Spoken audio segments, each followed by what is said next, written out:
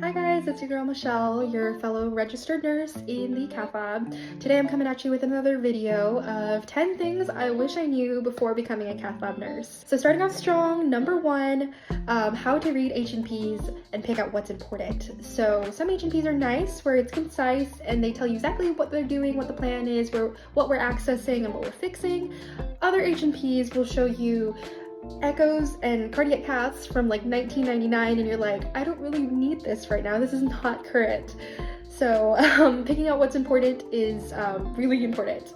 For number two, how to read fast, especially for fast turnover. If you work in a really busy cardiac cath lab like I do, you are going to have to learn how to read your H&Ps really fast. I typically have to skim through H&Ps and pick out what's really important, and even if it's like pages and pages long, reading fast really helps. So if you already have that skill of being able to skim through an article or even a book and pick out what's important, then you will do great in the cath lab.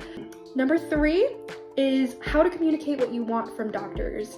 Now, there is a certain way and a certain time that you can communicate to doctors, hey, do you want an ACT?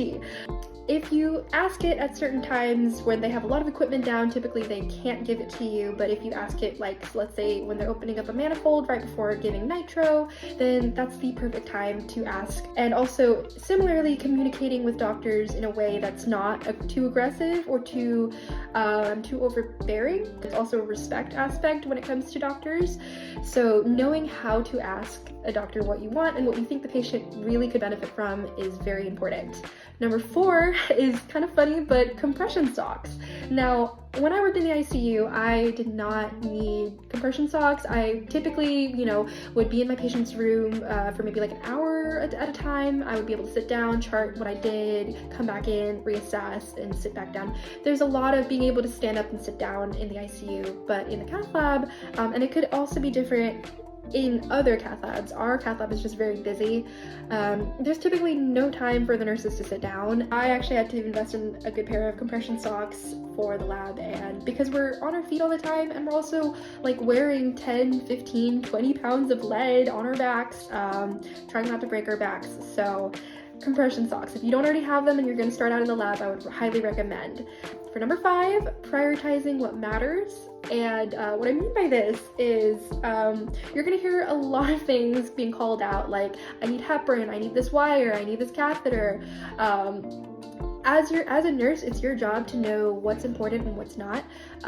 So if they want a wire, you're going to want to anticoagulate before you go down with the wire, but you're still going to want to give the wire to the scrub who can get that prepped. I mean, knowing what's important, what you need to give your scrub, who can give the doctor the thing that they need, that's really important. Number six, Cupid is so much easier to document on than Meditech, and I came from an HCA facility, and let me tell you, everyone talks crap about Meditech, and they're absolutely correct. Meditech sucks. Cupid is really easy. You just click what you want to document, and it's there. Number seven, I can count.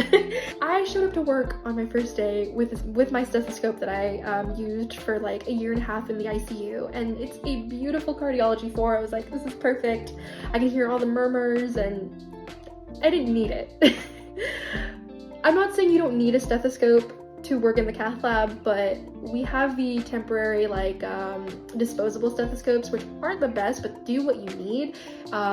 Typically the only times that I've had to use a stethoscope in the lab was whenever my patient was having respiratory distress and I wanted to auscultate the lungs. But other than that, you don't listen to heart sounds in the lab. If there's something wrong, if there's a blockage, we'll fix it. So number eight, the people that you work with are a lot more relaxed and they give a lot of grace.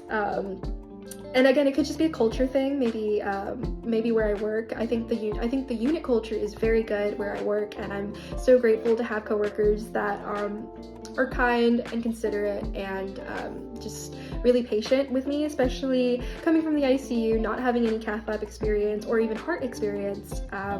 The people are a lot nicer, they're a lot more relaxed, and that's something I totally wish that I knew. Number nine, knowing when to speak up is very, very important. It's a skill that you absolutely have to have before starting in a lab, because if, you know, the doctor makes most of the calls, right? Like, give heparin, give this, give that, but like, at the end of the day, if you as a nurse do not feel comfortable with pushing whatever medicine that they're asking you to push, it's up to you to speak up. If you don't think it's safe for the patient, you have to speak up. And then lastly, number 10, you can do this job without having any prior cath lab experience. And again, this depends on the place, but where I work right now, they are always willing to teach, whether it's the doctors, the nurses, the scrub techs, they're always willing to teach you as long as you are teachable. If you go into this job thinking that you know everything there is to know about the heart, that's great, but there's always new research coming out on best practices for what we do in the lab. So yeah, these are the 10 things that I wish I knew before becoming a cath lab nurse. I hope y'all enjoyed hearing me ramble, and if you did, please like and subscribe. And yeah, I'll catch y'all in the next one. Bye.